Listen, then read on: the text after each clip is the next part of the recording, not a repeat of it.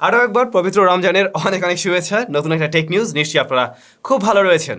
আজকে টেক নিউজের শুরুতে আমরা দেশি ব্র্যান্ড নিয়ে কথা বলতে চাই। ওয়ালটন নতুন একটি স্মার্টফোন লঞ্চ করবে বলে আমরা জেনে আসছিলাম, তো ফাইনালি এই স্মার্টফোনের প্রি বুকিং আগামীকাল থেকে শুরু হতে যাচ্ছে। ওয়ালটন S8 মিনি, আমি আগে বলছিলাম এটা কোনো মিনি ভার্সনের স্মার্টফোন, S8 মিনি। স্মার্টফোনটার বেশ কিছু জায়গা অবশ্যই ভালো ভালো কিছু দেওয়ার ট্রাই করছে দেশি ব্র্যান্ড হিসাবে, আবার কিছু জায়গাতে হ্যাঁ অবশ্যই কমতিও রয়েছে, যেটা নিয়ে হয়তো আমাদের মাঝে একটু দ্বিধাদ্বন্দ্ব কাজ করবে। স্মার্টফোনটা কী নিয়ে আসলো সেগুলো একটু জেনে নেওয়া যাক। ডিসপ্লে হিসেবে ফুল এইচডি প্লাস রেজলিউশনের প্যানেল থাকবে, যা IPS LCD panel, 6.53 inch standard সাইজের মধ্যে পড়ে যায় এখনকার সময় দাঁড়িয়ে। দেন দুটি ভ্যারিয়েন্টে পাওয়া যাবে, 6GB এবং 4GB, আর স্টোরেজ 64GB। ক্যামেরা সেকশনে রেয়ারে 4টি ক্যামেরা থাকছে, 4টি কাজের। Main sensor 16, 8 megapixel ultra wide, 2 মেগাপিক্সেলের ডেপথ, 2 মেগাপিক্সেলের ম্যাক্রো, আর ফ্রন্ট ফেসিং ক্যামেরায় 13 মেগাপিক্সেলের শুটার। দেন এই স্মার্টফোনে 5000 mAh এর ব্যাটারি থাকবে। আর প্রসেসর সেকশনে কোয়ালকম স্ন্যাপড্রাগন 665। কোয়ালকম স্ন্যাপড্রাগন 665 মোটেই নতুন প্রসেসর না, একটু পুরাতনই। এখানে যদি আরেকটু বেটার কিছু দেওয়া যেত বা 680ও যদি থাকতো, সেই ক্ষেত্রে মানে ওই প্রসেসরযুক্ত অনেক স্মার্টফোন মার্কেটে কিন্তু এখন আছে, যেগুলো 15 থেকে 20 হাজার টাকায় পাওয়া যায়। তাদের সাথে একটু হেড টু হেড হয়তো কম্পিটিশন দিতে পারতো, যেহেতু ক্যামেরা সেকশনে আমরা প্রয়োজনীয় সেন্সর পাচ্ছি, ফুল এইচডি প্লাস রেজলিউশনের প্যানেল রয়েছে, হয়তো তখন আরেকটু সুবিধা হতো আমাদের জন্য। তারপরেও স্মার্টফোন আসুক, আমরা হাতে পেলে অবশ্যই ফুল রিভিউ দিয়ে দেবো, দেন আপনারা বিস্তারিত সব কিছুই জানতে পারবেন। OnePlus-এর আপকামিং স্মার্টফোন SE এর ব্যাপারে রেগুলারই কিছু না কিছু লিক্স থাকছে। ফাইনালি এই স্মার্টফোনের হ্যান্ডস অন ভিডিও আমাদের কাছে চলে আসছে, যেমনটা আপনারা দেখছেন। গতকালকে আমরা জাস্ট ছবি দেখছিলাম, বাট বুঝি নাই এই স্মার্টফোনটা বক্সি শেপের হবে। এই স্মার্টফোন বক্সি শেপে আসছে। রিসেন্টলি কিন্তু বেশ কিছু ব্র্যান্ডের স্মার্টফোনে আমরা এই ডিজাইনটা লক্ষ্য করছি। যতটুকু জেনে আসছিলাম, মিডিয়াটেক ডায়মেনসিটি 8100 দিয়ে আসবে, যথেষ্ট পাওয়ারফুল প্রসেসর কিন্তু ওটাও। খুব শীঘ্রই স্যামসাং গ্যালাক্সির আরও একটি নতুন ডিভাইস আসতে যাচ্ছে, স্যামসাং গ্যালাক্সি M53। এর নতুন রেন্ডার বেরিয়েছে, ইভেন স্যামসাংয়ের একটা ভিডিও শেয়ার হয়েছে। স্মার্টফোনটা এমন লুকসে আসবে। এর দাম ইউরোপ মার্কেটে যেটা হতে পারে 519 ইউরো।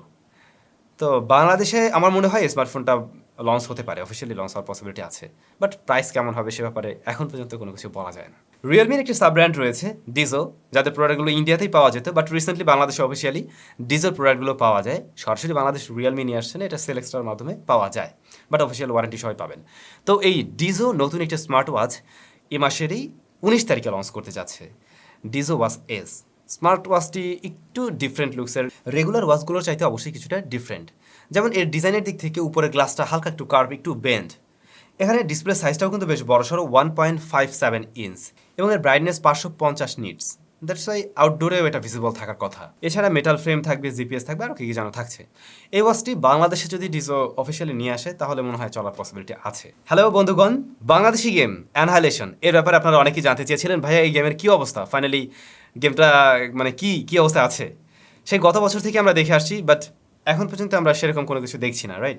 তো আমি রিসেন্টলি তাদের সাথে যোগাযোগ করছিলাম হোয়াটসঅ্যাপে, এবং অ্যানালিশন গেমের যে ক্রিয়েটর, ওনার সাথেই যোগাযোগ করা হয়। দেন উনি আমাকে যেটা জানালেন, আপডেট বলতে আমাদের ফাইন্যান্সিয়াল কথা মাথায় রেখে আমরা গেমটা অন্যভাবে রিলিজ দিব। গেম এখন প্লে টু আর্নের মতো হয়েছে, কাজ চলছে ওইভাবে, যতক্ষণ না রিলিজ হয় ততক্ষণ কোনো আপডেট দেওয়া যাচ্ছে না। তার মানে এই গেমের মাঝে একটু চেঞ্জ আনা হচ্ছে, এবং তিনি নতুন কোনো আপডেট আমাকে দিতে পারছে না কবে আসবে, বা আমরা আসলে কবে নাগাদ এটা একদম ওইভাবে মানে হাইলি প্রফেশনালভাবে পেতে পারি। প্রিভিয়াসলি আসলে গেমটা যেভাবে আসার কথা ছিল সেরকমটা হয়তো আসছে না, একটু পরিবর্তন থাকবে। এখানে ফিনান্সিয়াল একটা বিষয় জড়িত হচ্ছে, যেমনটা আপনারা শুনলেন আর কি। উন্নত বিশ্বের মতো বাংলাদেশও আস্তে ধীরে ইলেকট্রিক কারের দিকে হাঁটছে। একটা সময় হয়তো আমরা ইলেকট্রিক কারেই শিফট করব। রানার ব্র্যান্ডের মোটরসাইকেল হয়তো অনেকেই ব্যবহার করছেন বা করেছিলেন, রাইট?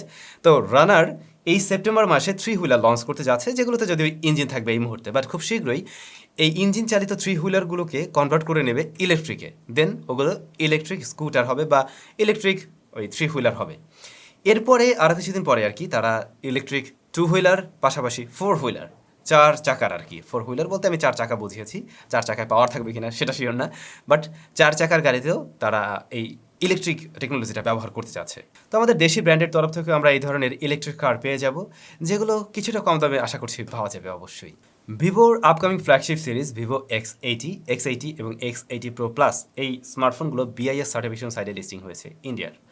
আর এই মোবাইল ফোনে ডায়মেনসিটি 9000 থাকবে, যা মিডিয়াটেকের খুবই পাওয়ারফুল এসওসি, এবং ডিসপ্লে সেকশনে E5 অ্যামোলেড ডিসপ্লে থাকবে, হাই রিফ্রেশ রেট অবশ্যই, আর 50 মেগাপিক্সেলের মেইন শুটার। পোকোর আরও একটি নতুন স্মার্টফোন খুব শীঘ্রই লঞ্চ হয়ে যাবে, যত সময় ইন্ডিয়াতে এই স্মার্টফোনটি লঞ্চ হবে, পোকো C40 এই স্মার্টফোনে একেবারে নতুন একটা প্রসেসর থাকতে যাচ্ছে, এবং আমরা মিডিয়াটেকের প্রসেসরও পাচ্ছি না, স্ন্যাপড্রাগনের প্রসেসরও পাচ্ছি না। এতে ব্যবহার হবে JR510 SOC, যা মূলত একেবারে এন্ট্রি লেভেলের একটি প্রসেসর।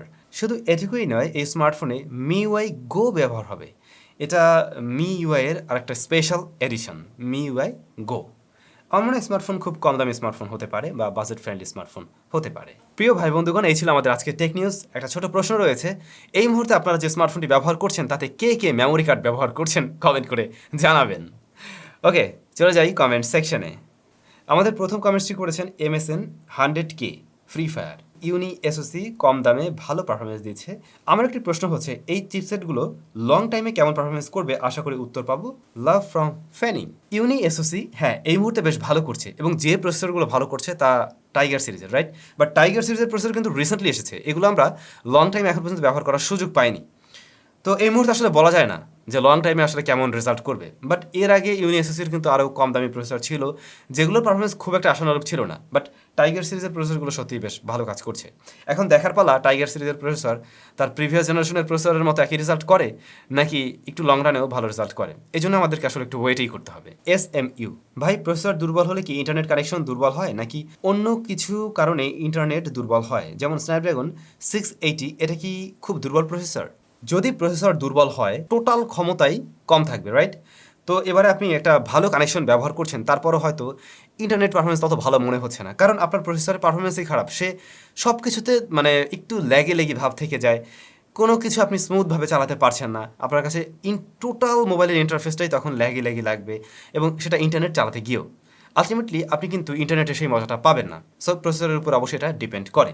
এছাড়া নেটওয়ার্ক আইসির বিষয় আছে। তারপরে আপনি যে অপারেটরের সিম ব্যবহার করছেন, যে এরিয়াতে রয়েছেন, ইভেন কেস আপনি যদি মেটাল কাভার ব্যবহার করে থাকেন, সেই ক্ষেত্রেও কিন্তু নেটওয়ার্কে অনেক সময় সমস্যা দেখা দেয়। আপনি স্ন্যাপড্রাগন 680 কথা বলছিলেন।